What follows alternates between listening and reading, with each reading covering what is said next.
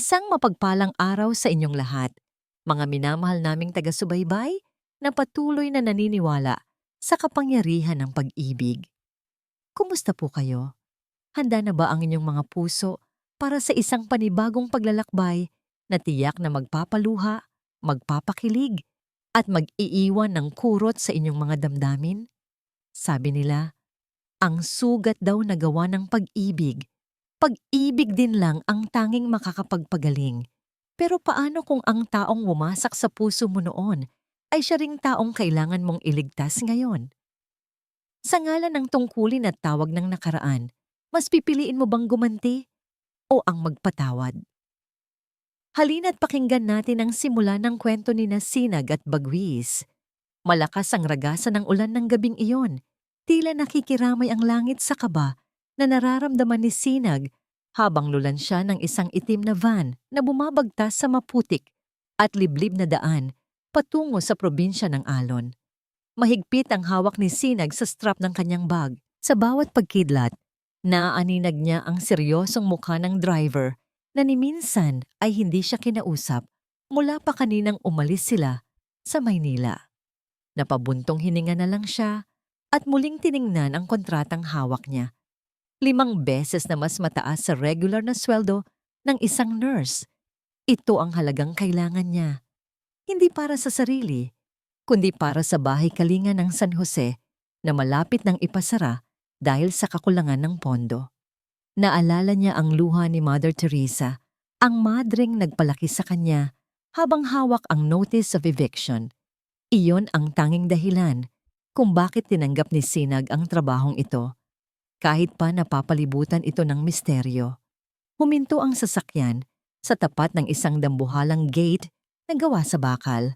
Sa liwanag ng kidlat, nabasa ni Sinag ang pangalan na nakaukit dito. Hacienda Takip Silim.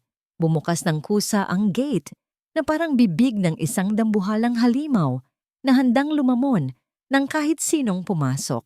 Pagpasok ng van, tumambad sa kanya ang isang lumang mansyon na nakatayo sa gilid ng bangin. Walang masyadong ilaw at tanging ang tunog ng humahampas na alon sa ibaba ang maririnig na sumasabay sa ihip ng hangin. Pagbaba niya ng sasakyan, sinalubong siya ng isang matandang babae. Ito si Nanay Ginhawa, ang mayordoma ng mansyon. May bitbit itong payong at lampara at ang kanyang mga mata ay puno ng pag-aalala habang tinitingnan si Sinag mula ulo hanggang paa. Agad na nagsalita ang matanda at ang boses nito ay parang babala. Sinabi nito kay Sinag na kailangan niyang tatagan ang kanyang loob. Ang pasyenteng aalagaan niya ay hindi pangkaraniwan. Iba raw ang ugali ng senyorito simula nang mangyari ang aksidente. Marami na raw nurse ang umalis pagkatapos lang ng isang araw. May mga umalis na umiiyak, may mga umalis na nanginginig sa takot. Tumangulang si Sinag, pilit na pinapatapang ang sarili. Isa siyang profesional. Sanay siya sa mga pasyenteng mahirap pakisamahan. Ang nasa isip niya lang ay ang mga batang naghihintay sa kanya sa ampunan. Dinala siya ni Nanay Ginhawa sa ikalawang palapag. Habang naglalakad sila sa mahabang pasilyo, kapansin-pansin ang katahimikan. Walang mga litrato sa dingding, walang palamuti. Tila ba ang bahay na ito ay matagal nang namatay ang kaluluwa. Huminto sila sa tapat ng isang malaking pinto sa dulo ng hallway.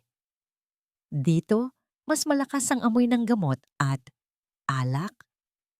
Bago buksan ang pinto, hinawakan ni Nanay Ginhawa ang braso ni Sinag, mahigpit. Binulungan siya nito na huwag niyang tatitigan ang mata ng senyorito at huwag na huwag siyang sasagot kapag nagsisisigaw ito. Gawin lang daw niya ang trabaho at lumabas agad. Huminga ng malalim si Sinag. Inayos niya ang kanyang uniforme at dahan-dahang pinihit ang seradura ng pinto. Madilim sa loob ng kwarto. Nakasara ang lahat ng kurtina. Ang tanging liwanag ay nagmumula sa isang maliit na lampshade sa gilid ng kama. May narinig siyang kaluskos. Lumipad ang isang baso at tumama ito sa pader. Ilang pulgada lang ang layo sa ulo ni Sinag. Nagkalat ang mga bubog sa sahig, kasabay ng malakas na sigaw mula sa lalaking nakahiga sa kama. Sinabi ng ayoko ng nurse, "Bingi ba kayo? Lumayas ka. Hayaan niyo na lang akong mamatay dito." Dumagundong ang boses ng lalaki sa buong kwarto. Paos ito, puno ng galit. At higit sa lahat, puno ng hinagpis. Nanigas si Sinag sa kanyang kinatatayuan. Halos lumabas ang puso niya sa dibdib sa gulat, pero pinilit niyang huwag gumalaw. Naalala niya ang bilin ni Nanay Ginhawa. Bawal sumagot. Bawal magpakita ng takot. Huminga siya ng malalim. Pilit na pinapakalma ang nanginginig na mga kamay. Humakbang siya papasok. Dahan-dahan, iniilagan ang mga bubog sa sahig. "Sir," mahinahon, ngunit matatag na tawag ni Sinag. "Narito po ako para tulungan kayo. Kailangan nating gamutin ang mga sugat nyo." Natahimik ang lalaki. Tila natigilan ito sa boses niya. Sa dilim, nakita ni Sinag na dahan-dahang lumingon ang pasyente sa gawin niya. Nakabenda ang mga mata nito. Magulo ang buhok at mahaba. Ang balbas, tila ba ilang buwan na itong hindi naaalagaan. Pero kahit na natatakpan ng anino at gulo ang mukha ng lalaki, may pamilyar na hugis ang kanyang panga. May pamilyar na tigas ang kanyang balikat. Biglang kumulog ng malakas at kasabay nito ang isang matalim na kidlat na panandali ang nagbigay liwanag sa buong silid. Sa sandaling iyon, nakita ni Sinag ang kabuuan ng mukha ng lalaki. Parang huminto ang ikot ng mundo ni Sinag. Ang kanyang mga tuhod ay biglang nanlambot at kailangan niyang kumapit sa hamba ng pinto para hindi matumba. Nanlaki ang kanyang mga mata habang ang lalamunan niya ay tila binuhusan ng asido. Kilala niya ang lalaking ito. Kahit papayat na ito ngayon, kahit papuno ng sugat at galit ang aura nito, hindi siya pwedeng magkamali. Ito ang lalaking minahal niya ng buong puso, 5 taon na ang nakakaraan. Ito ang lalaking nangako sa kanya ng kasal sa harap ng dambana. At ito rin ang lalaking bigla na lang naglaho. Parang bula, iniwan siya sa ere ng walang pasabi at dumurog sa kanyang pagkatao. "Bagwis!" Bulong ni Sinag. Halos hindi lumabas ang boses sa sobrang pagkabigla. Narinig ito ng lalaki. Umangat ang ulo ni Bagwis. Kahit bulag ang mga mata nito sa kasalukuyan, tila nakikita nito si Sinag gamit ang kanyang pandinig. "Sino ka?" tanong ni Bagwis. Mas mababa na ang boses nito ngayon, nanginginig. Tila may kinakapas sa kanyang alaala. Ang boses na yan. Bakit? Bakit pamilyar ang boses na yan? Napahawak si Sinag sa kanyang bibig upang pigilan ang paghikbi. Ang tadhana nga naman, sadyang mapaglaro. Sa dinami-dami ng tao sa mundo, bakit siya pa? Bakit kailangan niyang alagaan ang taong naging dahilan kung bakit takot na siyang magmahal muli? Gusto niyang tumakbo. Gusto niyang talikuran ang lahat at bumalik sa van. Pero naalala niya ang ampunan, naalala niya ang pangangailangan. At higit sa lahat, nakita niya ang desperasyon sa anyo ni Bagwis. Isang agila na dating matayog lumipad, na ngayoy bali ang pakpak at nakakulong sa dilim. "Umalis ka na!" Muling sigaw ni Bagwis nang hindi sumagot si Sinag, pero sa pagkakataong ito, may halong takot na ang boses niya. Takot na baka totoo ang naririnig niya. Nakatayo lang si Sinag sa dilim, habang ang mga luhang pilit niyang pinigil sa loob ng 5 taon ay nagbabadya ng pumatak. Ang kanyang pasyente, ang kanyang amo, ang kanyang misyon ay walang iba kundi ang kanyang greatest love at greatest heartbreak. Dilim. Walang katapusang dilim. Iyan lang ang mundo ni Bagwis sa nakalipas na 5 buwan. Pero nang gabing iyon, sa gitna ng hagupit ng bagyo at tunog ng kulog, may naamoy siya na nagpatigil sa kanyang paghinga. Amoy ng ulan at sampagwita. Ito ang pamilyar na halimuyak na pilit na niyang ibinaon sa limot. Ang amoy na laging nakakapit sa buhok ng babaeng minahal niya noon.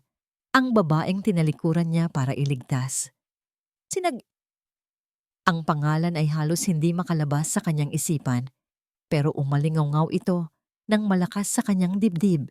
Imposible. Bakit siya naririto? Paanong ang tadhana ay ganito kalupit para pagtagpuin sila sa ganitong sitwasyon? Naramdaman ni Bagwis ang presensya ng babae sa loob ng kwarto. Naririnig niya ang mabibigat at nanginginig na paghinga nito. Alam niyang nakatingin ito sa kanya. Nakikita nito ang kanyang kapansanan, ang kanyang pagiging inutil. Hindi siya pwedeng makita ni Sinag na ganito, mahina, bulag, at walang silbi. Ang huling alaala na iniwan niya kay Sinag ay isang lalaking matapang at makapangyarihan. Mas gugustuhin pa niyang kamuhian siya nito habang buhay kaysa kaawaan siya nito ngayon. Kailangan niya itong paalisin. Agad. "Sino ka?" sigaw ni Bagwis. Pilit na pinatitigas ang kanyang boses kahit na ang totoo ay gusto niyang umiyak. "Hindi mo ba narinig ang sinabi ko? Ayoko ng nurse. Ayoko ng kahit sino dito.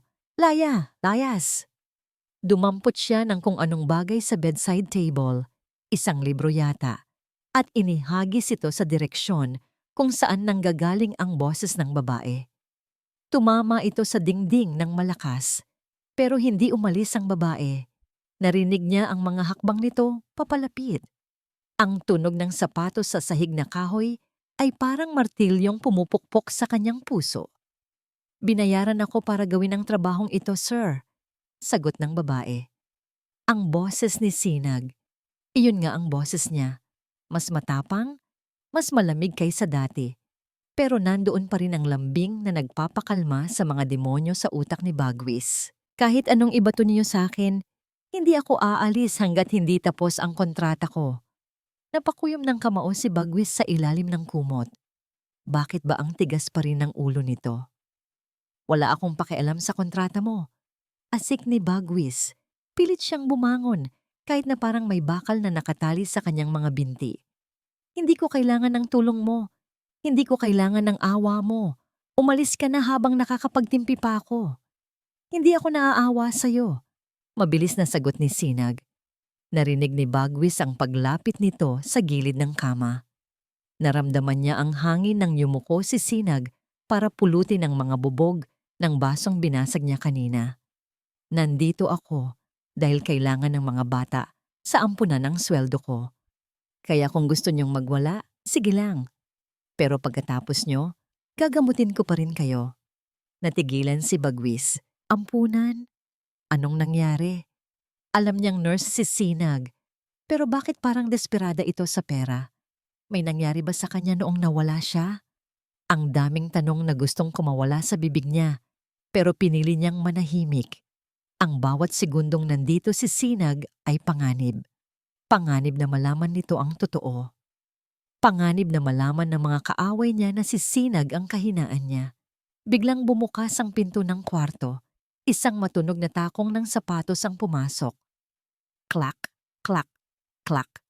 Kasabay nito ang pagpasok ng isang matapang na amoy ng mamahaling pabango. Isang amoy na sobrang tapang. Halos matakpan nito ang amoy ng sampagwita. "Babe?" Ang tinig ay matinis at puno ng paimbabaw na pag-aalala. Si Marikit. Naramdaman ni Bagwis ang pagdalo ni Marikit sa kanya. Agad siyang niyakap nito ng mahigpit. Halos hindi siya makahinga. Ang mga braso nito ay parang mga kadena sa kanyang leeg. "Oh my God, Bagwis! Narinig ko ang sigaw mo mula sa baba," sabi ni Marikit habang hinahaplos ang mukha ni Bagwis. "Are you okay? Did you have a nightmare again?" Hindi sumagot si Bagwis. Nanigas siya. Alam niyang nasa kwarto pa rin si Sinag. Humarap si Marikit sa direksyon ni Sinag. Kahit hindi nakikita ni Bagwis, ramdam niya ang pagbabago ng hangin sa kwarto. Mula sa pagiging mainit, bigla itong lumamig. "And who are you?" mataray na tanong ni Marikit. "Ako po ang bagong private nurse, ma'am. Sinagdalangin po," sagot ni Sinag. Halatang pilit nitong pinatatatag ang boses. "Oh," ani Marikit na parang nandidiri. "Ikaw pala yung ni-refer ng agency. You look plain. Narinig ni Bagwis ang paglapit ni Marikit kay Sinag. Listen to me, Miss Dalangin. Utos ni Marikit. Ang boses ay puno ng awtoridad. Si Bagwis ay fiancé ko. I don't want any incompetence here. At lalong ayoko sa mga nurse na papansin. Do your job properly or I will throw you out myself. Naiintindihan mo? Opo, ma'am. Mahinang sagot ni Sinag. Good, sabi ni Marikit. Pagkatapos ay lumingon ito pabalik kay Bagwis at hinalikan siya sa pisngi ng mariin. Isang halik na parang pagmamarka sa teritoryo. Huwag kang mag-alala, babe. I'm here. I won't let anyone hurt you. Lalo lang nadagdagan ng bigat sa dibdib ni Bagwis. Kung alam lang ni Sinag na ang babaeng yumayakap sa kanya ngayon ay siya ring babaeng naglalagay ng lason sa inumin niya gabi-gabi. Anyway, dagdag ni Marikit, tila may naalala. Miss Nurse, bago ka magpahinga, linisin mo muna ang kalat na yan. At saka, tumigil ito sandali at tumawa ng mahina. Pakicheck na rin ang arinola ni Bagwis sa ilalim ng kama. I think he needs to use it. Now. Napapikit si Bagwis sa hiya. Gusto niyang lamunin siya ng lupa. Ang babaeng pinakamamahal niya, uutusan para hawakan ang dumi niya. Ito ang pinakamalalang uri ng kahihiyan. Marikit, tama na. Akmang magsasalita si Bagwis para pigilan ito. Pero pinutol siya ni Marikit. Shh, babe. Hayaan mo siya. Trabaho niya yan, di ba? Naghintay si Bagwis ng sagot ni Sinag.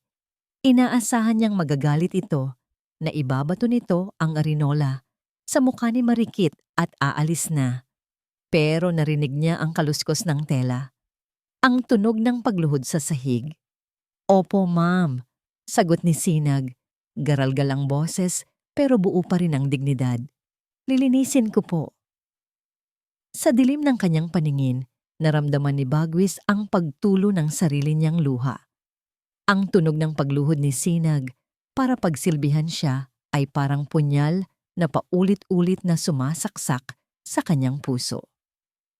Maagang nagising si Sinag kinabukasan, o mas tamang sabihing hindi siya dinalaw ng antok. Sa tuwing ipipikit niya ang kanyang mga mata, nakikita niya ang galit at sakit sa mukha ni Bagwis. Ang lalaking minahal niya, ang lalaking nangarap na ilipad siya sa alapaap, ngayon ay nakakulong sa isang madilim na kwarto at sa sarili nitong katawan. Bago magsimula ang kanyang duty, nagsuot si Sinag ng kanyang puting uniforme. Inayos niya ang kanyang buhok, huminga ng malalim, at tinapik ang kanyang pisngi. Kaya mo to, Sinag. Nurse ka. Pasyente mo siya. Wala nang iba. Pagpasok niya sa kwarto ni Bagwis, sinalubong siya ng amoy ng gamot at kulob na hangin. Mahimbing pa ring natutulog si Bagwis. Masyadong mahimbing. Ni hindi ito gumalaw nang buksan ni Sinag ang kortina ng bahagya para papasukin ang sinag ng araw. Lumapit siya sa kama. Sa liwanag ng umaga, mas nakita niya ang lala ng kondisyon ni Bagwis. Namumutla ito. Tuyot ang mga labi. At may mga pasa sa braso na tila galing sa pagwawala. Sa higpit ng hawak, kumuha si Sinag ng palanggana ng maligamgam na tubig at bimpo.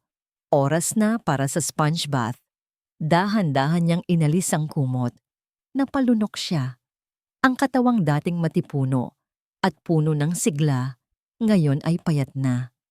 Pero nandoon pa rin ang pamilyar na balangkas na kabisado ng kanyang mga kamay. Nagsimula siyang magpunas sa braso nito. Maingat. Mabibigat ang bawat dampi ng bimpo, kasabay ng bigat sa kanyang puso.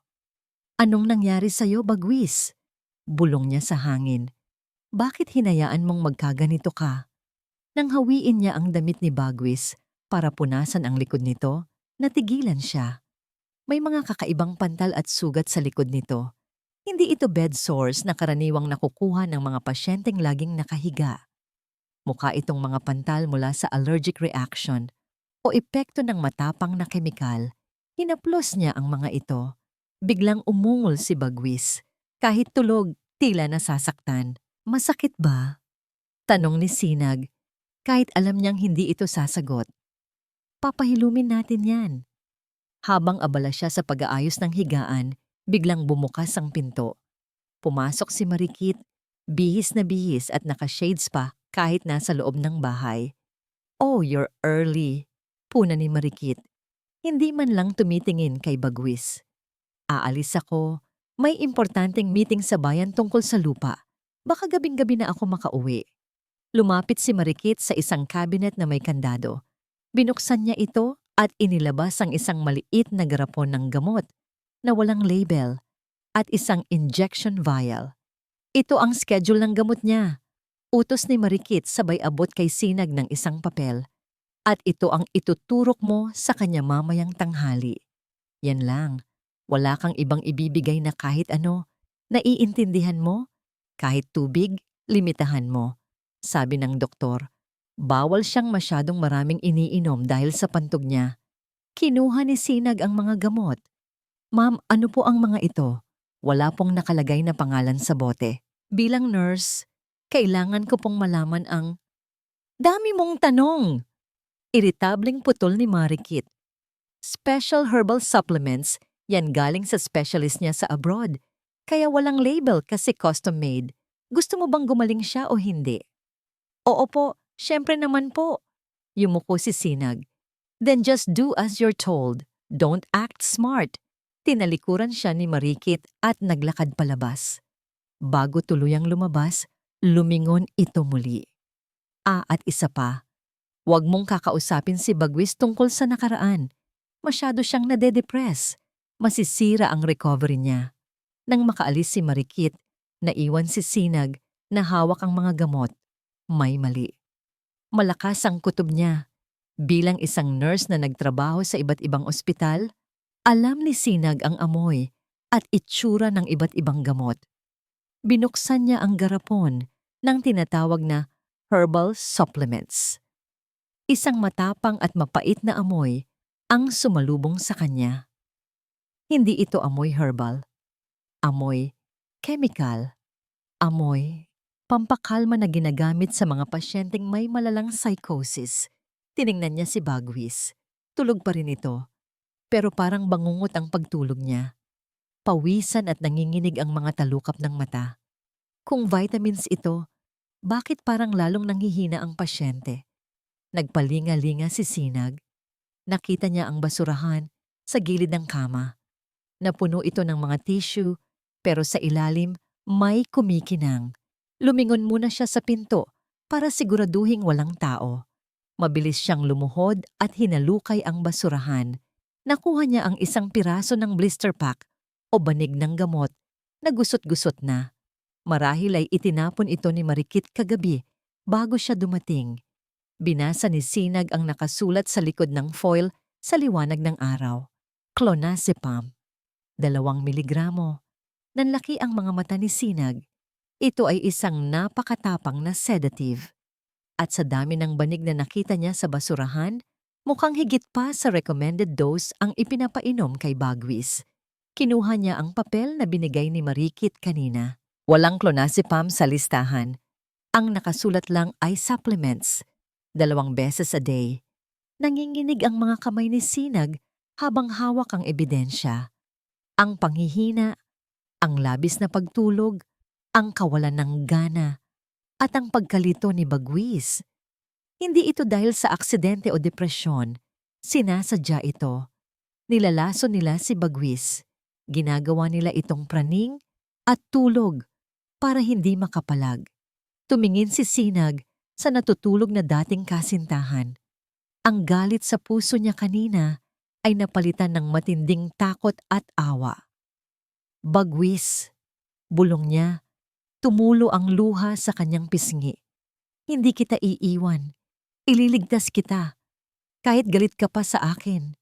Dali-daling itinago ni Sinag ang banig ng gamot sa kanyang bulsa nang marinig niya ang mabibigat na yabag ng paa sa pasilyo. Papalapit na ang tiyuhin ni Bagwis, si Senyor Lupig. Mabilis ang tibok ng puso ni Sinag habang nasa loob siya ng maliit na kusina ng mga staff. Tinitiyak niya na walang nakakakita sa kanya. Kinuha niya ang bote ng special supplements na ibinigay ni Marikit at ang vial ng injection. Hindi niya ito ibibigay kay Bagwis. Hindi niya hahayaang tuluyan itong mawala sa katinoan.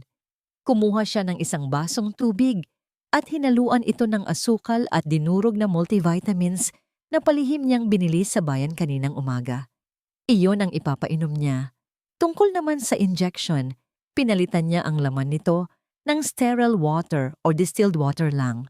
Bago siya bumalik sa kwarto, dumaan muna siya sa garden ng mansyon. Isang malago at magandang paso ng bulaklak ang nakalagay sa dulo ng pasilyo. Lumingon siya sa paligid at nang masigurong walang tao, ibinuhos niya ang laman ng vial at ang tunay na gamot ni Marikit sa lupa ng halaman. Sana ay hindi ka mamatay, bulong ni Sinag sa halaman. Pero bago pa man siya makalayo, nakita niya ang isang bagay na nagpataas ng balahibo niya. Ang mga dahon ng halaman na nadikitan ng gamot ay unti-unting nangitim at nalanta sa loob lang ng ilang segundo. Tila ba nasunog ang mga ito sa tindi ng kemikal. Napahawak si Sinag sa kanyang dibdib. Diyos ko, kung ganito ang epekto nito sa halaman, paano pa sa loob ng katawan ni Bagwis? Pumasok siya sa kwarto ni Bagwis na may dalang bagong determinasyon. Sir, oras na para sa gamot niyo, sabi ni Sinag. Umungol si Bagwis, pero sa pagkakataong ito, hindi siya ganoon kahina. Dahil hindi na siya uminom ng gamot kagabi dahil palihim na itong itinapon ni Sinag, mas gising ang kanyang diwa. Ayoko niyan, matigas na sabi ni Bagwis. Pinapatulog lang ako niyan. Gusto kong manatiling gising. Kailangan niyo ito para lumakas, sir, pagsisinungaling ni Sinag. Pero ang boses niya ay malambot. Lumapit siya at inalalayan ang ulo ni Bagwis. Maniwala kayo sa akin. Hindi kayo papatayin nito. Ako ang naghanda nito. Natigilan si Bagwis nang maramdaman ang haplos ng kamay ni Sinag sa kanyang batok. Isang kuryente ang tila dumaloy sa kanyang buong katawan. Ang lambot ng balat ni Sinag, ang pamilyar na init ng kanyang pag-aalaga. Dahan-dahang uminom si Bagwis. Sa halip na mapait at masangsang, nalasahan niya ang tamis at konting asim ng bitamina. Kumunot ang kanyang noo, pero hindi siya nagreklamo. Pagkalipas ng isang oras, napansin ni Sinag ang pagbabago. Ang mga mata ni Bagwis, kahit nakabenda, ay tila mas alerto. Hindi na ito tila wala sa sarili. Sinag, tawag ni Bagwis. Ito ang unang pagkakataon na tinawag niya ang pangalan nito nang walang halong galit. Bakit po, sir? Bakit ka bumalik? Bakit sa dinami-dami ng nurse sa mundo, ikaw pa ang napunta rito? Galit ka ba sa akin? Huminto si Sinag sa pag-aayos ng mga gamit. Tumingin siya sa bintana, kung saan humahampas ang mga alon sa pampang. Sa totoo lang, sir, nung una, gusto kong isumpa ang araw na nakilala kita. Pag-amin ni Sinag, ang boses niya ay puno ng emosyon. Pero nung nakita kita dito, nung nakita ko kung gaano ka nahihirapan, nawala lahat yung galit. Mas nanaig yung awa at yung obligasyon ko bilang nurse. Awa lang ba? Tanong ni Bagwis, may pait sa kanyang boses. Hindi sumagot si Sinag. Sa halip, lumapit siya para simulan ang physical therapy sa mga binti ni Bagwis. Kailangan nating igalaw ang mga binti niyo, sabi ng doktor. Wala na raw pag-asa, pero hindi ako naniniwala. Hanggat nararamdaman mo ang haplos ko, may pag-asa. Hinihilot ni Sinag ang mga binti ni Bagwis. Ang bawat pisil, ang bawat galaw, ay puno ng pag-iingat. Sa sobrang lapit nila, nararamdaman ni Bagwis ang hininga ni Sinag sa kanyang balat. Ang bango nito, sampagwita at pag-asa. Arg! Napadaing si Bagwis nang biglang pindutin ni Sinag ang isang bahagi ng kanyang tuhod. Nasaktan ka?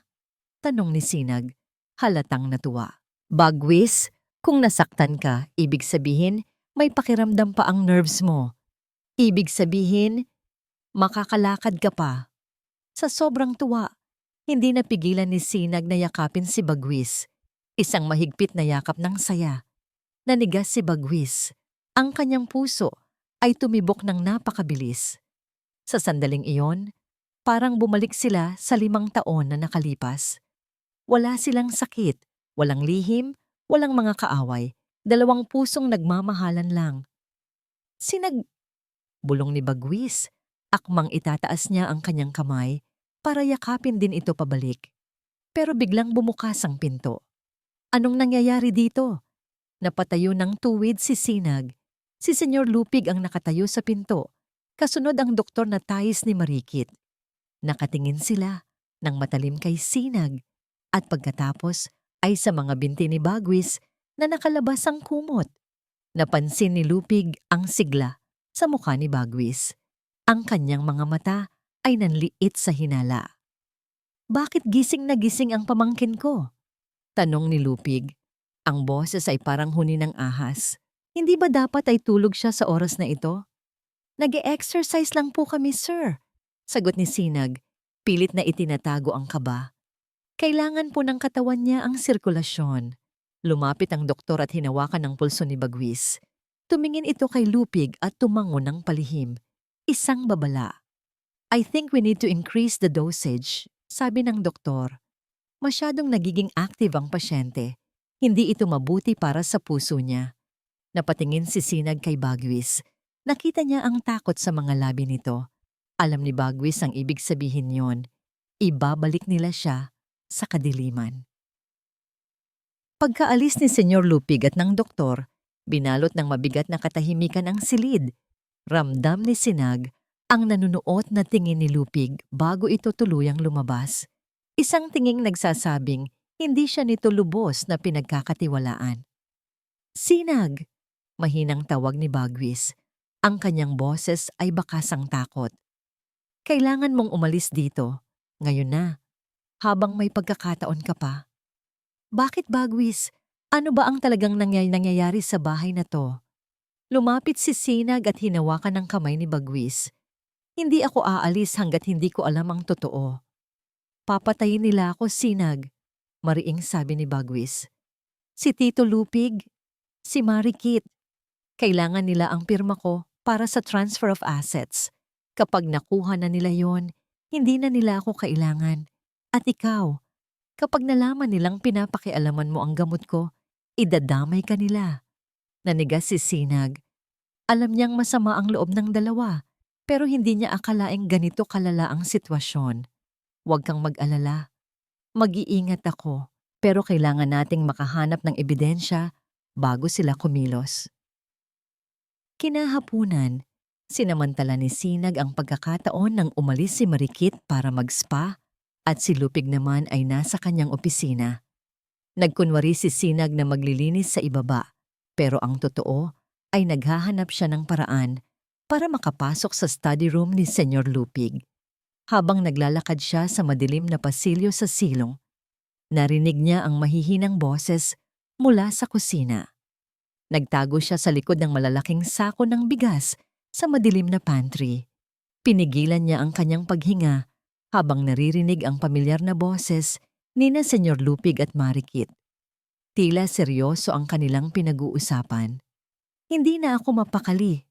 Lupig, wika ni Marikit. Bakas ang inis sa kanyang boses. Masyadong nagiging gising si Bagwis nitong mga nakaraang araw. At yung nurse na yon, parang may kung anong ginagawa siya sa gamot. Huminahon ka, Marikit. Sagot ni Lupig na may kasamang malalim na tawa. Isang hamak na nurse lang siya. Wala siyang magagawa sa kapangyarihan ko. Pero kung totoo ang hinala mo, kailangan na nating madaliin ang pagpapapirma kay Bagwis. Bukas ng gabi, sa harap ng abogado, kailangang makuha natin ang hacienda at ang lahat ng shares niya sa kumpanya. Paano kung tumanggi siya? Tanong ni Marikit. Hindi siya pwedeng tumanggi. Malamig na tugon ni Lupig.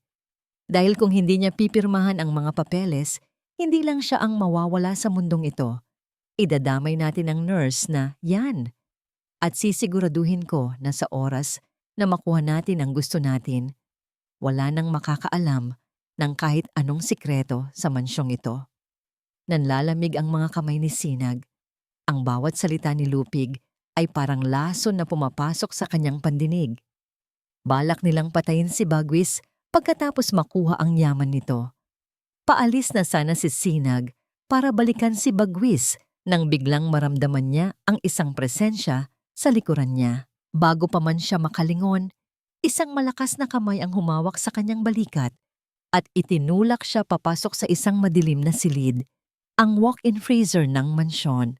Sino? Hindi na natapos ni Sinag ang kanyang sasabihin nang mabilis na sumara ang dambuhalang pinto ng freezer. Click! Narinig niya ang tunog ng lock mula sa labas. Ma'am Marikit, Senyor Lupig, buksan niyo ang pinto. Tulong!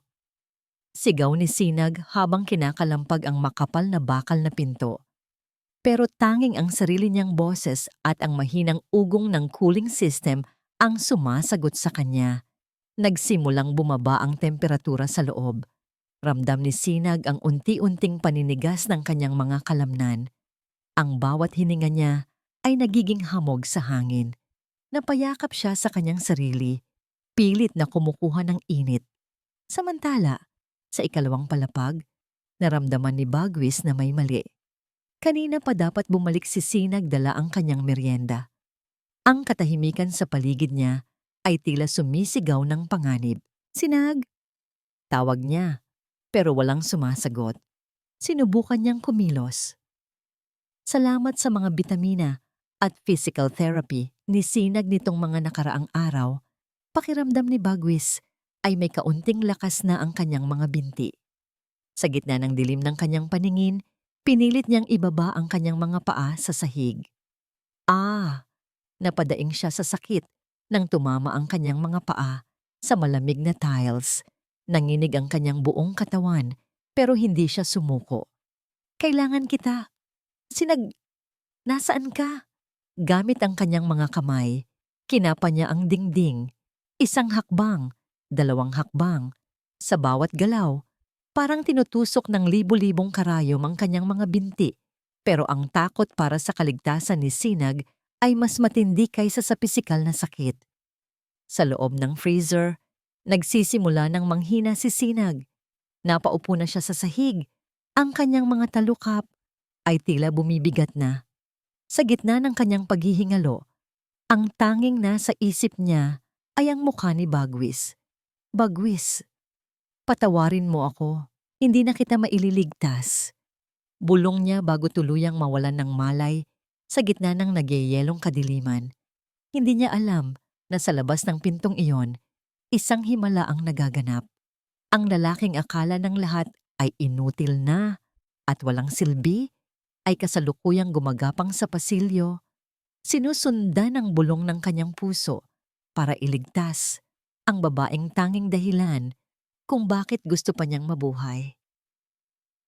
Bawat pulgada ng paggapang ni Bagwis sa malamig na sahig ng pasilyo ay parang pagbayad sa lahat ng kasalanang nagawa niya kay Sinag. Namamanhid ang kanyang mga binti at ang kanyang mga kamay ay gasgas na sa kakahila sa sariling katawan. Pero hindi siya tumitigil. Sinag, nasaan ka? Ang kanyang tinig ay halos pabulong na lang, puno ng desperasyon. Bigla siyang nakarinig ng isang mahinang kalabog mula sa ibaba, sa bandang kusina. Sinundan niya ang tunog. Sa gitna ng kanyang kadiliman, naging matalas ang kanyang pandinig. Naririnig niya ang ugong ng makina ng freezer. At doon, sa gitna ng ugong na yon, may narinig siyang mahinang hikbi na tila unti-unti nang nawawala. Sinag! Sigaw ni Bagwis. Gamit ang natitirang lakas, itinulak niya ang kanyang katawan pababa ng hagdan. Gumulong siya. Bumagsak ang kanyang katawan sa bawat baitang. Pero tila wala na siyang nararamdamang pisikal na sakit. Ang tanging mahalaga ay ang babaeng nasa panganib. Nakarating siya sa tapat ng dambuhalang pinto ng freezer. Kinapa niya ang trangka. Nakalak ito mula sa labas. Nanay Ginhawa, tulong! Buksan niyo ang pinto. Iyaw ni Bagwis habang pinupukpok ng kanyang mga kamao ang bakal na pinto. Sa kabutihang palad, mabilis na dumating ang matandang mayordoma na may dalang susi. Nanginginig ang mga kamay sa takot matapos makita ang kalagayan ni Bagwis. Nang bumukas ang pinto, bumuga ang napakalamig na hangin. Doon, nakita nila si Sinag na nakasandal sa pader, maputla at halos hindi na humihinga. Agad na gumapang si Bagwis patungo sa kanya. Hinila niya ang katawan ni Sinag at niyakap ito ng buong higpit. "Sinag, gumising ka. Huwag mo akong iwan." Pagmamakaawa ni Bagwis, kinuha niya ang mga kamay ni Sinag at hinipan ang mga ito, pilit na binibigyan ng init mula sa sarili niyang hininga. "Patawarin mo ako. Sinag, gumising ka." Unti-unting nagmulat ng mata si Sinag. Ang kanyang paningin ay malabo, pero ang init ng yakap na yon ay pamilyar. Isang init na hinanap-hanap niya sa loob ng 5 taon. "Bagwis?" Mahina niyang bulong. "Patay na ba ako?" "Hindi, mahal ko. Hindi ka pwedeng mamatay." Ang mga luha ni Bagwis ay pumatak sa pisngi ni Sinag. "Nandito na ako. Hindi na kita bibitawan." Dinala ni Nanay Ginhawa si Sinag sa isang mas mainit na silid. Habang unti-unting bumabalik ang malay ng dalaga, nananatili si Bagwis sa tabi niya. Hawak-hawak ang kanyang kamay na tila ba takot na mawala ito muli. Doon, sa gitna ng katahimikan ng gabi, hindi na nakapagtago si Bagwis. Ang lahat ng pait na kinikim-kim niya sa loob ng 5 taon ay bumuhos. "Kailangan mong malaman ang totoo, Sinag." Panimula ni Bagwis, ang boses niya ay basag. 5 taon na ang nakakaraan. Nalaman ko na nilalason ako ni Tito Lupig. Nagsimula ng manghina ang mga binti ko at lumabo ang paningin ko noon pa man. Alam kong hindi ako magtatagal at alam kong kapag nanatili ka sa tabi ko, gagamitin ka nila para makuha ang gusto nila sa akin. Nanlaki ang mga mata ni Sinag. "Kaya ka ba umalis? Kaya mo ba ako iniwan ng walang pasabi?" "Oo," pag-amin ni Bagwis habang humahagulgol. "Akala ko, kapag itinaboy kita, magkakaroon ka ng pagkakataong mamuhay ng normal. Ayokong makita mo akong unti-unting namamatay. Ayokong maging pabigat sa'yo. Pero araw-araw, bawat segundo, pinagsisihan ko yon. Ang layuan ka ang pinakamahirap na sakripisyong ginawa ko, Sinag. Pero ginawa ko yon dahil mahal na mahal kita." Hindi nakapagsalita si Sinag. Ang lahat ng galit na itinanim niya sa kanyang puso sa loob ng 5 taon ay biglang natunaw. Pinalitan ng isang matinding pagmamahal at panghihinayang. Ang lalaking akala niya ay nagtaksil sa kanya ay ang lalaking handang mamatay mag-isa para lang mailigtas siya. "Bakit hindi mo sinabi sa akin?" tanong ni Sinag habang hinahaplos ang mukha ni Bagwis. "Sana ay magkasama nating hinarap ang lahat." "Dahil duwag ako, Sinag," sagot ni Bagwis. "Pero ngayong bumalik ka, hindi ko nahahayaang saktan kanila muli. Kahit nabulag ako, kahit nalumpo ako, itataya ko ang huling hininga ko para protektahan ka." Naglapit ang kanilang mga mukha. Sa gitna ng dilim at panganib, muling nagtagpo ang kanilang mga labi. Isang halik na puno ng pangungulila, pagpapatawad, at isang pangakong hindi na muling maghihiwalay. Ngunit sa labas ng pintuan, isang anino ang nakikinig. Si Marikit, hawak ang isang recorder, ay may masamang ngiti sa kanyang mga labi. Alam na niya ang lahat. At alam niya kung paano gagamitin ang katotohanan ito para tuluyang wasakin ang dalawa. Hindi na muling nakatulog si Sinag ng gabing iyon. Habang nakaupo siya sa tabi ng kama ni Bagwis, pinagmamasdan niya ang bawat paghinga ng lalaki. Ngayong alam na niya ang katotohanan, bawat segundo sa mansyong ito ay parang paglalakad sa ibabaw ng manipis na bulyon ng yelo. "Kailangan nating magpanggap, Bagwis," bulong ni Sinag habang hinahaplos ang kamay ng lalaki. "Huwag mong ipakikita sa kanila na nakakaramdam ka na. Huwag mong ipakikita na bumabalik na ang lakas mo." "Gagawin ko, Sinag," sagot ni Bagwis. Ang boses ay puno ng determinasyon. "Para sa'yo, para sa ating dalawa." Kinaumagahan, maagang nabulabog ang katahimikan ng silid. Bumukas ang pinto ng walang katok. Pumasok si Senyor Lupig, kasunod si Marikit na may suot na mapanuyang ngiti at isang lalaking naka-Amerikana na may dalang briefcase, ang abogado. Magandang umaga, pamangkin, bati ni Lupig, ngunit ang boses niya ay walang bahid ng pagmamahal. Ngayong araw, tatapusin na natin ang lahat ng abala. Nandito si Attorney Gavel para sa paglilipat ng iyong mga ari-arian at ng Hacienda Takip Silim sa pangalan ko bilang iyong tagapangalaga. Hindi kumibo si Bagwis. Nanatili siyang nakasandal sa kama. Ang mga mata ay nakatitig sa kawalan. Kunwari ay wala pa ring malay sa paligid. Sir, masyadong maaga para sa ganitong usapin. Sabat ni Sinag habang tinitimplahan ng tubig si Bagwis. Mahina pa po ang pasyente. Manahimik ka, nurse. Singal ni Marikit. Lumapit siya kay Bagwis at hinawakan ang kamay nito ng marahas. Babe, kailangan mo lang itong pirmahan para hindi ka na ma-stress sa pagpapatakbo ng kumpanya. Kami na ang bahala sa lahat, okay? Inilapag ng abogado ang mga papeles sa ibabaw ng lamesita ni Bagwis. Inabutan ni Lupig ng ballpen si Bagwis. Sige na, Bagwis. Pirma na. Utos ni Lupig. Dahan-dahang itinaas ni Bagwis ang kanyang kamay. Nanginginig ito. Sobrang lakas ng panginginig na tila ba wala na siyang kontrol sa kanyang mga kalamnan. Hawak ni Sinag ang balikat ni Bagwis. Lihim na pinipisil ito bilang senyales. Nang daitin ni Bagwis ang dulo ng ballpen sa papel, gumuhit lang siya ng isang mahabang linya bago ito tuluyang mabitawan. Ang ballpen ay gumulong sa sahig. Hindi ko kaya. Garalgal na sabi ni Bagwis. Pilit na pinapaos ang boses. Ang kamay ko. Wala akong maramdaman. Ano ba yan? Asik ni Marikit. Lupig, hindi siya makapirma. Subukan mo uli.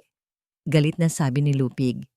Kinuha niya ang ballpen at muling isinubo sa kamay ni Bagwis, pero lalo lang itong binitawan ng lalaki.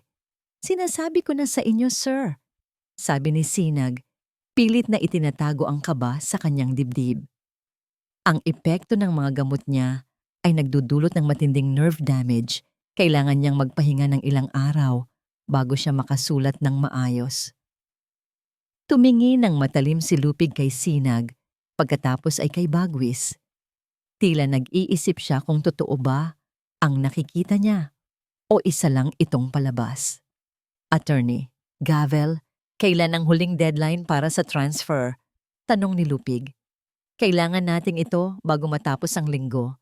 Kung hindi, ang Board of Directors ang magdedesisyon sa kumpanya. Sagot ng abogado. May 3 araw ka pa, Bagwis. Banta ni Lupig. Pagkatapos ng 3 araw, pipirma ka. May kamay ka man o wala. Intindihin mo yan. Nang lumabas ang 3, mabilis na nilak ni Sinag ang pinto. Napabuntong hininga siya ng malalim at napasandal sa pinto. Si Bagwis naman ay agad na inayos ang kanyang upo. Wala na ang panginginig ng kamay. Naniwala ba sila? Tanong ni Bagwis. Sa tingin ko, oo. Pero hindi sila maghihintay ng matagal. Sagot ni Sinag. Kailangan nating mahanap ang ebidensya ng paglalason nila sa'yo bago matapos ang 3 araw. Nang gabing iyon, habang tulog na ang lahat, palihim na lumabas si Sinag sa kwarto. Gamit ang isang maliit na flashlight, tinungo niya ang study room ni Senyor Lupig. Naalala niya ang sinabi ni Nanay Ginhawa tungkol sa isang lihim na vault sa likod ng mga libro. Habang naghahanap siya, may napansin siyang kakaiba sa ilalim ng lamesa ni Lupig. Isang maliit na pulang ilaw na kumukurap-kurap. Isang kamera. Nanlamig si Sinag. Hindi ito kamera ni Lupig. Masyado itong luma at nakatago sa isang anggulong tila nagmamasid sa buong kwarto. Kinuha ni Sinag ang kamera at tiningnan ang memory card nito. Sa likod ng kamera, may nakaukit na pangalan, Silvino Maranan. Ito ang kamera ng tatay mo. Bagwis. Bulong ni Sinag. Biglang may narinig siyang yabag sa labas. Mabilis niyang itinago ang kamera sa kanyang bulsa at nagtago sa likod ng makapal na kurtina. Bumukas ang pinto at pumasok si Marikit. May dalang baso ng alak at kausap ang kung sino sa kanyang cellphone. Huwag kang mag-alala.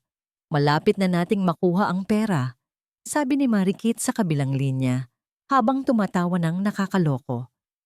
Kapag patay na si Bagwis, tayo na ang magpapatakbo ng lahat at ang nurse, isasama natin siya sa hukay ni Bagwis. Nanginginig ang buong katawan ni Sinag habang nakikinig. Ngunit sa gitna ng takot, isang determinasyon ang nabuo sa kanya. Hindi lang sila biktima rito. Ngayon, sila na ang lalaban. Nagising ako sa gitna ng katahimikan na mas nakakabingi pa kaysa sa ugong ng bagyo. Kaagad kong kinapa ang gilid ng aking kama. Malamig. Wala ang pamilyar na init ng kamay ni Sinag. Sinag, tawag ko. Ang boses ko ay nanginginig, kinakabahan. Sinag, nasaan ka? Walang sumasagot. Tanging ang mahinang hunilang ng aircon at ang tunog ng mga alon sa labas ng bintana ang naririnig ko. Pinilit kong igalaw ang aking mga binti. Mas malakas na ang mga ito ngayon. Salamat sa lihim na pag-aalaga ni Sinag. Pero kailangan kong mag-ingat. Dahan-dahan akong bumangon at naupo sa gilid ng kama. Kinapa ko ang sahig. Doon, naramdaman ng aking mga daliri ang isang matigas at maliit na bagay. Pinulot ko ito. Isang keptok. Ang paboritong keptok ni Sinag na may disenyong maliit na bulaklak. Napakuyom ang aking kamao. Alam ko ang ibig sabihin nito. May masamang nangyari. Biglang tumunog ang telepono sa ibabaw ng lamesita. Hindi ito ang telepono ng mansyon, kundi ang cellphone ni Sinag na naiwan niya marahil sa pagmamadali o sa pagkaladkad sa kanya. Sinagot ko ang tawag. Bagwis. Babe, gising ka na pala. Ang boses ni Marikit ay puno ng mapanuyang galit. Walang halong paglalambing, tanging purong kasamaan. Nasaan si Sinag, Marikit? Mariin kong tanong. Huwag mo siyang sasaktan. Oh, huwag kang mag-alala. Buhay pa ang nurse mo. Tumawa siya ng malakas, isang tawang parang baliw. Pero hindi ko matitiyak kung hanggang kailan. Masyado siyang pakialamera. Alam mo ba kung ano ang nahanap niya? Ang kamera ng tatay mo. Ang kamera na naglalaman ng lahat ng sikreto namin ni Lupig. Ibigay niyo sa akin si Sinag at ibibigay ko sa inyo ang lahat ng gusto niyo. Pagmamakaawa ko, kahit na kumukulo ang dugo ko sa galit. Masyado nang huli para dyan, Bagwis. Singal ni Lupig na tila kinuha ang telepono mula kay Marikit. Nandito kami sa dulo ng bangin, sa may dapit hapon. Cliff, kung gusto mo pang makita ang babaeng ito, bago siya maging pagkain ng mga pating, pumunta ka rito. Mag-isa. At huwag kang magtatangkang tumawag ng pulis, kundi itutulak ko siya ngayon din. Namatay ang linya. Sa sandaling iyon, nawala ang lahat ng takot ko para sa sarili ko. Ang tanging nasa isip ko ay si Sinag. Tumayo ako mula sa kama. Hindi na ako nanginginig. Hindi na ako ang lumpong Bagwis na kinakaawaan ng lahat. Naglakad ako palabas ng kwarto. Bawat hakbang ko ay puno ng bigat at galit. Nilampasan ko ang wheelchair na tila isang simbolo ng aking kahinaan. Bumaba ako ng hagdan nang mabilis, hindi alintana, kung makita man ako ng mga katulong. Wala na akong pakialam kung malaman nila ang totoo. Kinuha ko ang susi ng lumang jeep sa garahe at mabilis na pinaharurot ito patungo sa dapit hapon, Cliff. Ang hangin ay humahampas sa aking mukha, tila ba sumasabay sa bilis ng tibok ng aking puso. Nakarating ako sa dulo ng kalsada. Sa ilalim ng liwanag ng buwan, nakita ko sila sa gilid ng matarik na bangin.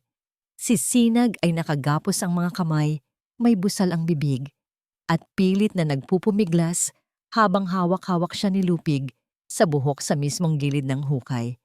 Si Marikit naman ay nakatayo sa tabi, may hawak na baril. Bagwis! Sigaw ni Marikit nang makita niya akong bumaba ng sasakyan. Natigilan siya. Paano ka nakakalakad? Nanlaki ang mga mata ni Lupig. Ang kanyang hawak kay Sinag ay lalong humigpit. Niloko mo kami. Nagpapanggap ka lang. Bitawan mo siya, Lupig. Ang boses ko ay umalingaw-ngaw sa buong paligid, mas malakas pa sa hampas ng alon. Naglakad ako palapit sa kanila. Diretso ang tingin, walang bakas ng takot. Ang yaman, ang kumpanya, ang hasyenda. Sa inyo na lahat. Bitawan niyo lang si Sinag. Akala mo ba ganoon lang kadali iyon? Singal ni Lupig.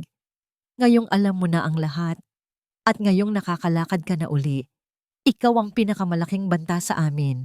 Kapag pinatay ko ang babaeng ito, susunod ka. Huwag! Sigaw ko nang makita kong itulak ni Lupig si Sinag nang mas malapit pa sa dulo ng bangin. Ako na lang, Lupig. Ako na lang ang patayin mo.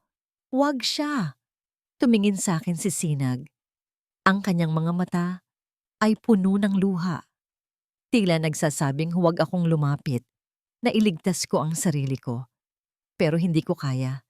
Hindi ko kayang mawala siya muli. Masyado kang bayani, Bagwis. Ani Marikit habang itinataas ang baril at itinutok ito sa aking dibdib. Dapat ay namatay ka na lang noong aksidente. Mas madali sana ang lahat. Tapusin na natin ito, sigaw ni Lupig. Huminga ako ng malalim. Sa isang iglap, habang nakatitig sa baril ni Marikit, nakita ko ang paggalaw ng daliri niya sa gatilyo. Sinag! Sigaw ko sabay takbo patungo sa kanila. Isang putok ng baril ang umalingaw-ngaw sa buong gabi.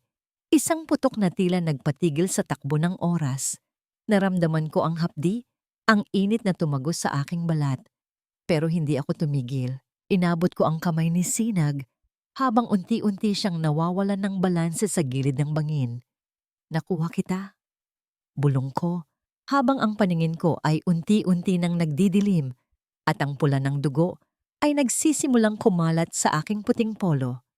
Mabilis na dumilim ang lahat. Ang tanging naririnig ko na lang ay ang sigaw ni Sinag at ang malamig na tawa ni Lupig na tila nagmumula sa kailaliman ng impyerno. Isang nakabibiyinging putok ng baril ang yumanig sa buong paligid, kasabay ng malakas na hiyaw ng mga ibon sa gubat. Sa isang saglit, naramdaman ko ang pagkawala ng lupa sa aking mga paa. Nahuhulog na ako sa madilim at malalim na bangin. Sinag! Ngunit bago pa man ako tuluyang lamunin ng kailaliman, isang matipunong kamay ang humablot sa aking braso. Sa gitna ng liwanag ng buwan, nakita ko ang mukha ni Bagwis. Namumutla siya. Ang kanyang mga ngipin ay nakatapo sa sobrang sakit, pero ang kanyang mga mata ay puno ng determinasyon. Hawak kita. Hindi kita bibitawan. Hirap na sabi ni Bagwis. Doon ko nakita ang dugo. Mabilis na kumakalat ang matingkad na pula sa kanyang balikat. Bumabakas sa kanyang puting polo. Binaril siya ni Marikit. Sa halip na umiwas, hinarap niya ang bala para lang maabot ako at mahila pabalik sa itaas. Bagwis, binaril ka. Bitawan mo na ako. Iligtas mo ang sarili mo. Sigaw ako habang ang mga luha ko ay humahalo sa amoy ng pulbura. Hinding-hindi kita iiwan muli, sagot niya. Gamit ang kanyang buong lakas, hinila niya ako pabalik sa patag na lupa. Nang makatapak ako sa semento, agad akong yumakap sa kanya. Pero hindi pa tapos ang panganib. Si Marikit ay muling itinaas ang baril, nanginginig ang kanyang kamay. Tila ba tuluyan na siyang nawala sa katinuan. Si Lupig naman ay akmang sasunggaban kami ng isang matalim na patalim. Tapusin na natin ito, sigaw ni Lupig. Ngunit bago pa man sila makalapit, ang buong paligid ay nabalot ng asul at pulang ilaw. Ang tunog ng wang-wang ng mga pulis ay umalingaw-ngaw sa kagubatan. Pulis ito!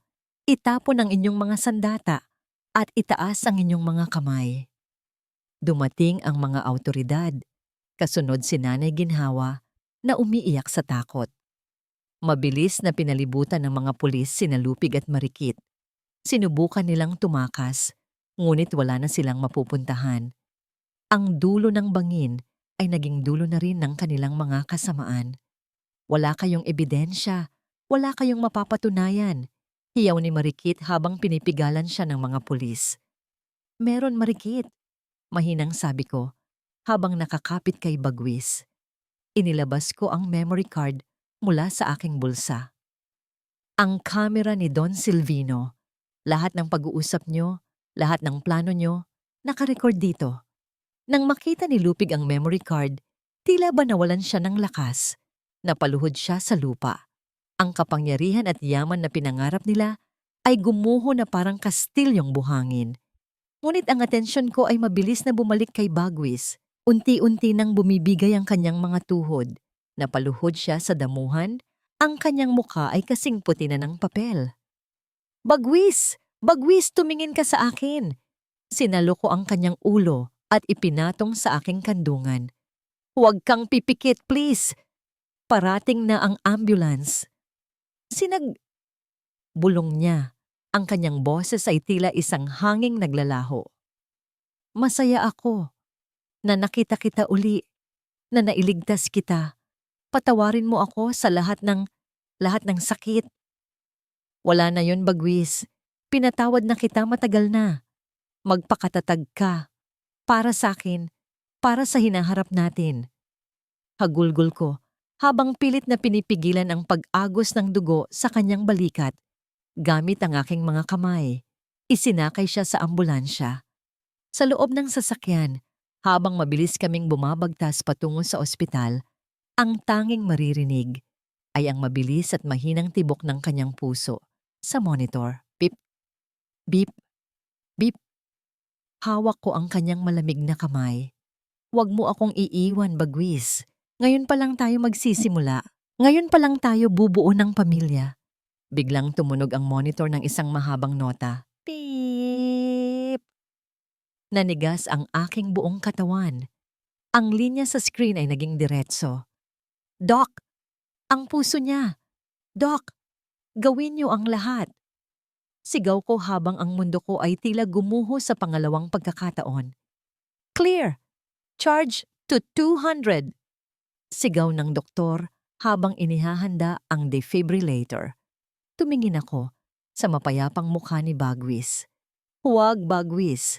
Huwag mong hayaang ito na ang huling pagkakataon natin. Nasaan ako? Bakit napakaputi ng paligid? Wala na ang dilim na bumabalot sa akin sa Hacienda Takip Silim. Wala na rin ang hapdi ng bala sa aking balikat. Ang tanging naririnig ko ay isang malayong tinig. Isang tinig na tila tumatawag sa aking pangalan mula sa kabilang dulo ng isang mahabang lagusan. Bagwis, huwag mo akong iiwan. Please, bumalik ka sa akin. Sinag. Sa bawat pagbigkas niya ng pangalan ko, tila may humihila sa akin pabalik. Ayokong iwan ang kapayapaang nararamdaman ko rito, pero mas ayokong makita siyang umiiyak. Pinilit kong igalaw ang aking mga daliri. Pinilit kong imulat ang aking mga mata na tila may nakadagang mabigat na bato. Bip, bip, bip. Ang ingay ng monitor, ang amoy ng alkohol at gamot. Unti-unti, nagkaroon ng kulay ang aking paningin. Nasilaw ako sa liwanag ng puting kisame. Dahan-dahan, itiningin ko ang aking paningin sa gilid. Doon, nakita ko ang isang babaeng nakasubsob sa gilid ng aking kama. Mahigpit na hawak ang aking kamay. Gusot-gusot ang kanyang uniforme at ang kanyang mga mata ay mugto sa kakaiyak. Sinag! Ang boses ko ay halos pabulong lang. Tuyot na tuyot ang aking lalamunan. Agad na napaangat ang ulo ni Sinag. Nanlaki ang kanyang mga mata. Tila hindi makapaniwala sa nakikita. Bagwis? Oh my God! Bagwis! Gising ka! Sumigaw siya sa tuwa habang tumutulo muli ang kanyang mga luha. Agad siyang tumawag ng doktor. Doc, gising na po siya. Sumailalim ako sa serye ng mga test. Isang himala, ayon sa mga doktor. Ang bala ay muntik nang tumama sa aking puso. At ang pagtigil ng aking tibok sa ambulansya ay dahil sa matinding shock. Pero dahil sa mabilis na atensyong medikal at, marahil, sa kagustuhan kong mabuhay para kay Sinag, nalampasan ko ang kritikal na yugto. At ang pinakamalaking himala, Dahil hindi na ako nainom ng lason ni Nalupig sa loob ng ilang araw.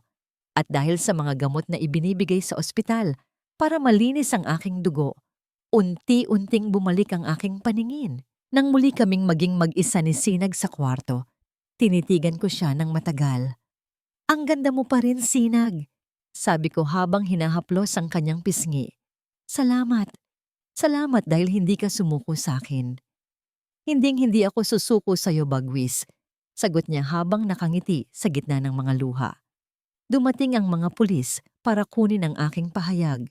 Ibinalita nila na si Senyor Lupig at Marikit ay formal ng kinasuhan ng attempted murder, frustrated homicide at plunder. Dahil sa ebidensyang nakuha ni Sinag mula sa kamera ng aking ama, wala na silang kawala. Mabubulok sila sa kulungan. Ang lahat ng ari-arian na ninakaw nila ay maibabalik na sa akin. Ngunit sa kabila ng tagumpay na ito, may napansin akong kakaiba kay Sinag. Sa mga sumunod na araw ng aking pagpapagaling, naging tahimik siya. Maalaga pa rin siya, pero tila may malalim siyang iniisip. Isang hapon, habang nag-e-exercise akong maglakad sa garden ng ospital, huminto si Sinag at tumingin sa malayo. "Bagwis, may sasabihin ako sa'yo," panimula niya. "Ano yon, mahal ko? Tungkol ba sa kasal natin? Gusto mo ba sa luma nating simbahan?" Masayang tanong ko. Umiling siya ng dahan-dahan.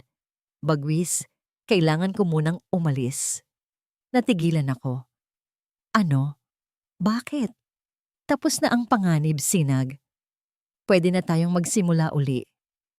"Iyon na nga, Bagwis," malungkot niyang sabi. "Masyadong maraming nangyari. Ang 5 taon na pangungulila, ang sakit ng pag-iwan mo sa akin, ang trauma ng mga nakaraang araw sa hasyenda, hindi yun basta-basta mawawala dahil lang nakakakita ka na o dahil nasa kulungan na sila. Hindi ba natin kayang ayusin to ng magkasama? Kailangan ko munang ayusin ang sarili ko, Bagwis. Kailangan kong bumalik sa ampunan. Kailangan kong hanapin muli ang Sinag na hindi lang nabubuhay para sa sakit ng nakaraan." Hawak niya ang aking mga kamay, pero marahan niya itong binitawan. "Kailangan nating maghilom nang magkahiwalay para kapag nagtagpo ulit tayo, buo na tayo. Walang pait, walang takot." Kinuha ni Sinag ang kanyang bag at maleta na nasa sulok ng kwarto. "Pinapatawad kita, Bagwis. Mahal kita. Pero sa ngayon, paalam muna." Hinalikan niya ako sa noo. Isang halik na puno ng pangako, pero puno rin ng kalungkutan. Pinanood ko siyang maglakad palayo sa pasilyo ng ospital. Gusto ko siyang habulin. Gusto ko siyang pigilan. Pero alam kong tama siya. Ang sugat ng puso ay hindi parang sugat ng bala na kayang tahiin sa loob ng ilang oras. Naiwan akong mag-isa, nakatayo sa sarili kong mga paa, nakakakita na ng liwanag, pero ang puso ko ay muling nabalot ng dilim ng pangungulila. 6 na buwan. 6 na buwan na ang lumipas simula nang talikuran ko ang marangyang buhay sa Hacienda Takip Silim at ang masalimuot na alaala ng pamilya Maranan. Dito sa bahay kalinga ng San Jose, nahanap ko ang katahimikang matagal ko nang hinahanap. Ang ingay ng mga bata, ang amoy ng bagong luto na tsampurado, at ang simpleng buhay bilang isang volunteer nurse ang nagtahi sa mga punit-punit kong damdamin. Akala ko, sapat na yon. Akala ko, nakalimot na ako. Ngunit isang maagang umaga, habang nagwawalis ako sa bakuran ng ampunan, isang pamilyar na puting sasakyan ang huminto sa tapat ng gate. Bumaba ang isang lalaking nakasimpleng t-shirt at maong. Wala na ang mamahaling suit. Wala na ang bakas ng sakit sa kanyang mukha. Si Bagwis. Nanigas ako sa aking kinatatayuan. Ang hawak kong walis tingting ay dahan-dahang nalaglag sa lupa. "Sinag," tawag niya. Ang kanyang boses ay hindi na puno ng pait o utos, kundi ng isang mapagpakumbabang pagsamo. "Anong ginagawa mo rito, Bagwis?" Tanong ko. Pilit na pinapatigas ang aking boses kahit na ang puso ko ay tila naglulundag sa tuwa. Sabi ko sa'yo, kailangan ko ng oras. 6 na buwan na sinag. Nakangiti niyang sabi habang lumalapit. Binigyan kita ng oras, pero hindi ko sinabing titigil ako sa paghihintay. Nandito ako hindi para kulitin ka, kundi para tumulong. At hindi nga siya nagbiro. Sa mga sumunod na linggo, naging regular na bisita si Bagwis sa Bahay Kalinga. Ngunit hindi siya dumating bilang ang bilyonaryong si Bagwis Maranan. Dumating siya bilang isang simpleng volunteer. Nakita ko siyang pawis na pawis habang kinukumpuni ang sirang bubong ng silid-aralan ng mga bata. Nakita ko siyang matiyagang nagtuturo sa mga bata kung paano maglaro ng chess. At higit sa lahat, nakita ko siyang nakikipagtawanan kay Mother Teresa habang tumutulong sa pag-aayos ng mga donasyon. Isang gabi, habang nagpapahinga kami sa ilalim ng malaking puno ng mangga, pagkatapos ng isang mahabang araw ng feeding program, iniabutan niya ako ng isang basong malamig na tubig. Bakit mo to ginagawa, Bagwis? Tanong ko habang nakatingin sa malayo. Maari mo namang bayaran ang mga trabahador para gawin ang lahat ng ito. Bakit kailangang ikaw pa? Umupo siya sa tabi ko. Sapat lang ang layo para hindi ako mailang, pero sapat din para maramdaman ko ang kanyang init.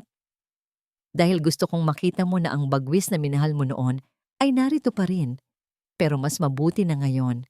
Seryoso niyang sabi.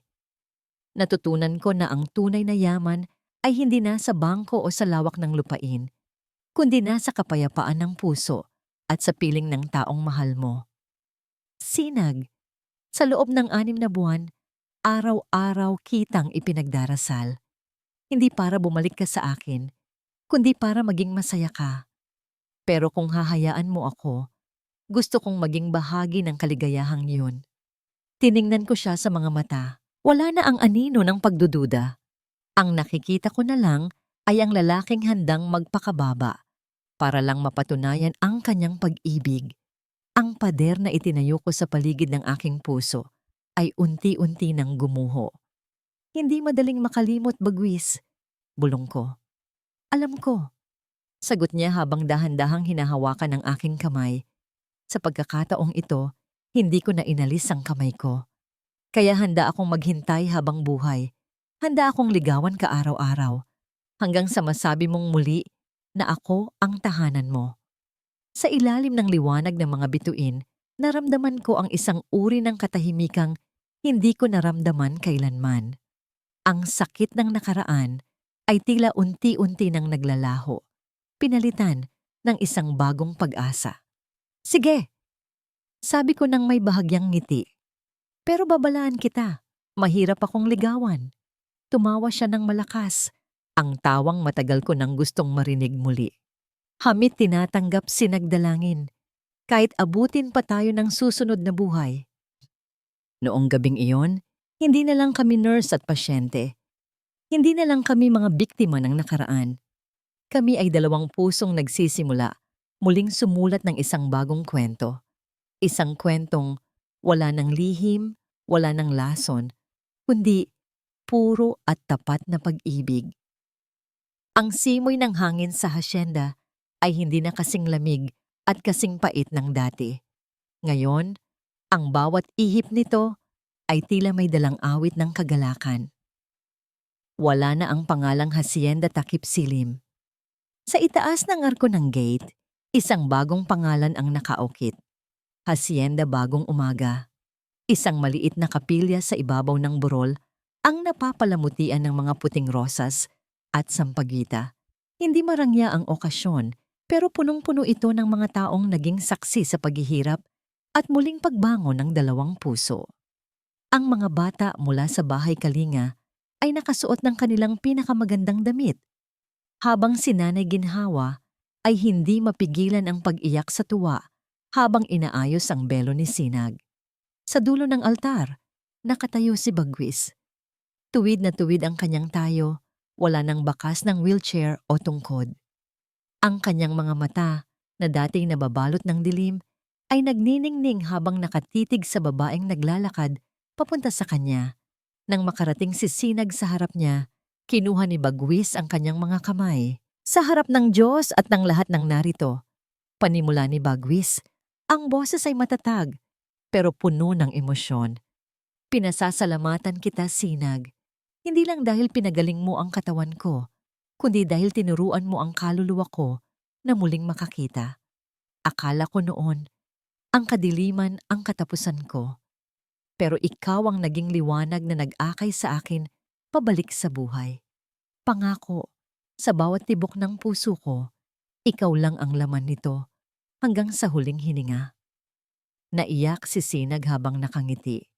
Bagwis, ang pag-ibig mo ang nagbigay sa akin ng lakas para harapin ang sarili kong mga takot.